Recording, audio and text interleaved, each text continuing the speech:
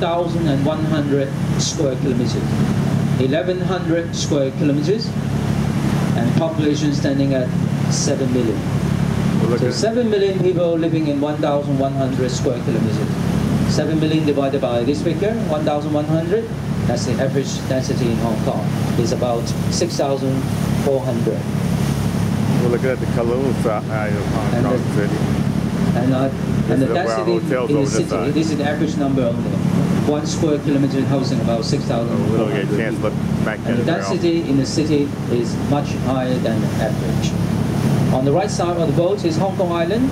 The size of this island is 80 square kilometers with about 1.3 million people. All the cool buildings are. On the other side, Kowloon, the size of Kowloon is about 50 square kilometers with 2 million people. So 80 plus 50, 130 square kilometers. This is only about 1/10 of the size of Hong Kong, housing 3.3 million people. And again, population in Hong Kong is 7 million. So that means nearly half of the population in Hong Kong, they are living in the city. It's about 800 to 900 square feet. Middle class folks in Hong Kong live in this area. And the buying price of those new ones, the buying price of these apartments, now these apartments, look at the curved one, look at the curved building. This apartment called City Garden Housing Estate. It's a private one. Over 20 years old, over 20 years already.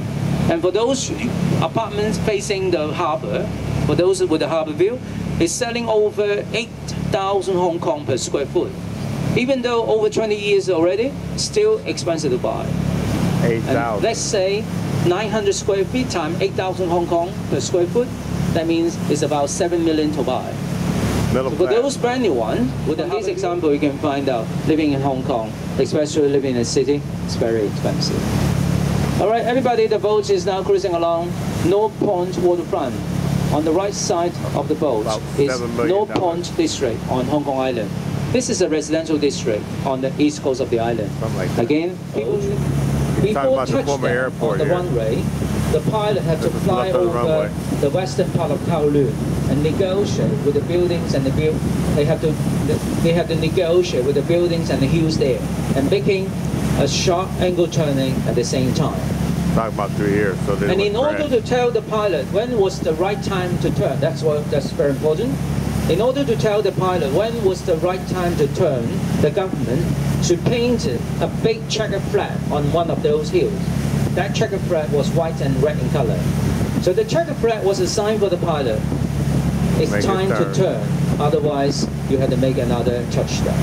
And the closest between the plane and the buildings was only about 200 feet distance. That's why some tourists, they told me they could see people watching TV, they could see people's laundry when the plane passing by those buildings.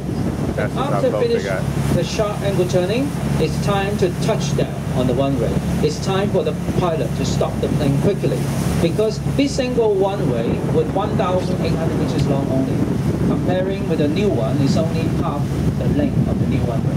So these were the factors.